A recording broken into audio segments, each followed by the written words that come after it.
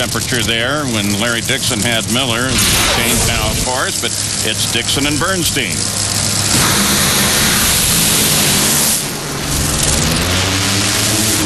Well, that one is Dixon all the way, a 4.6319-mile-an-hour pass. What happened to Bernstein? That could have been an issue of losing lane choice. Larry Dixon taking that right-hand lane. We saw in the beginning of Top Fuel in the first round, similar thing. Left-hand lane was giving the team some fits. Now, after 3 or 4 or 5 pairs, the lane seemed to come around. But right there, you just saw Brandon just get way too much wheel speed and smoke the tires. Well, it does seem pretty apparent. But you got to keep in mind, the air is staying cool, and with that cool air comes a lot of horsepower, and it does seem to be a little bit of a disadvantage to be in that left lane. You don't like to see that a lot, but I think we'll really tell to see if a couple cars can adapt to that left lane. Hey, the NASCAR Nationwide Series is heading off to Las Vegas. The coverage comes next week, ESPN2 on Saturday. The winner there last year was Jeff Burton, as I continue to try and console Mike Dunn so he understands the guys who turn left. I'm learning about them guys turning left. I watched Doug Coletta yesterday. He was turning left. Oh, yeah. I'd forgotten that for a second. Left turn down at the far end. Tony, you follow that? I've driven one of them cars. They're already turning left. Okay, then. How'd you like it? They're not fast, are they? Well, it's speed is relative. I mean, you're contending with the wall, and when you get close to it, I went to the Buck Baker School, and he kept telling me, get closer to that wall, and I thought, not yet, I'm not. Okay, before you guys dig that hole any deeper, let's go to the starting line. Tony Schumacher and that man, Antron Brown, only his second race in a Top Fuel dragster, former Pro Stock motorcycle guy.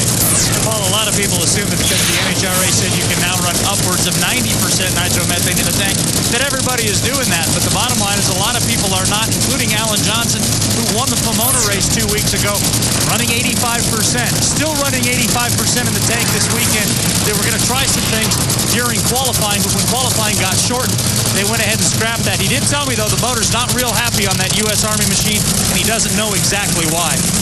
Hey, Tony, pretty interesting transition. Pro Stock motorcycle to Top Fuel, don't you think? Yeah, the key for Antron, he's got experience in competition, and that's the reason he's doing so well in his seat.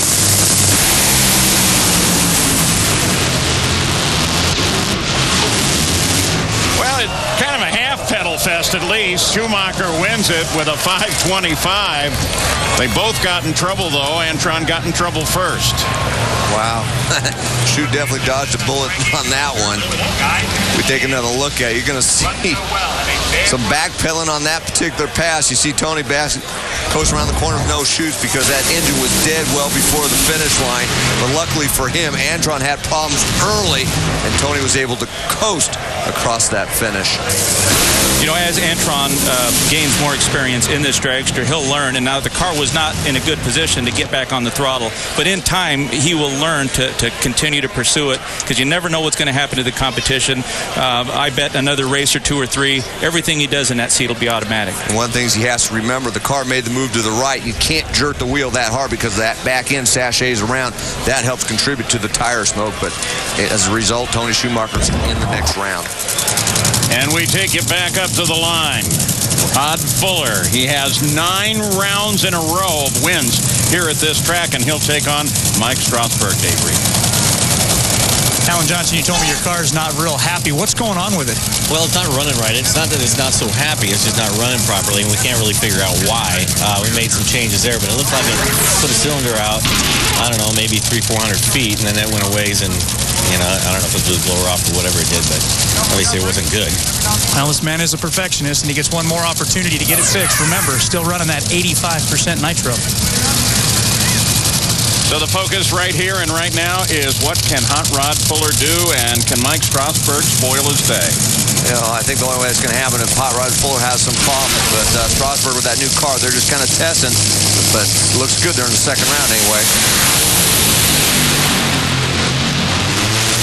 Whoa, look at that run. Hot Rod Fuller, a 449 with a 328 miles an hour. Rod Fuller takes the win. He's got to be loving this racetrack, don't you think, Tony? Well, Mike, like you said, really the only way that Hot Rod could have lost that race if they beat themselves. But, if you notice and you look at how clean those header flames are, there's minimal smoke coming out at the end of the track. That means it's got a nice tune-up, it's not hurting parts, and it's running quick. And there is the look at this magnificent track. It's a multi-purpose facility, Firebird International. You see the lake over on the right side, and then over right on the edge of the Bondurant School. Bob Bondurant, my friend's got a great competition school here. But look at the guy sitting in a chair. And he's the one flying the blimp because it's all radio controlled, 60 feet long, 14 feet in diameter, and no airport needed. Stay in the air for 6 hours. There it is up over the track. We got to get one of those, Mike. You don't want me at the controls. Yeah, put a little camera on it, fly it over the neighborhood. I'll auger her in. At the line, Dave Grubnick and Bob Vandergrift. This should be an incredible matchup. Grubnick ran low ET of the race in round 1. Now let's send you to the far end and Gary Gerald. We brought Tony over to the monitor here. We'll get a chance to take a look at this kind of wild ride. You say your ears still ringing? That was a pretty loud bang. Huh? I'll tell you what, it was extremely loud, man. That thing boomed hard. But you know what? We got the wind light, and I'll tell you what, NHRA putting us up. We got a hole out right away. I mean, that thing was ugly, and luckily we had a break with Antron smoking the tires. But that thing backfired hardcore. And I'll tell you, that shield that we have around the back of our heads now, which, at the beginning, we didn't know what to do, how to get around the wind coming in, and we raised the windshield. But that thing it saved my eardrums there, man. And that's pretty ugly.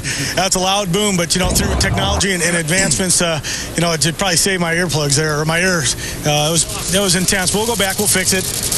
Those kind of things, they don't happen often with Alan Johnson. It probably hung a bell because it backfired hard. Thanks.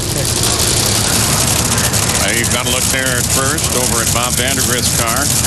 Now there's Dave Grubnick. They are purposely leaving that car without any major decals or stickers on the side because it isn't sponsored and they're looking for one. They think that advertises the possibility.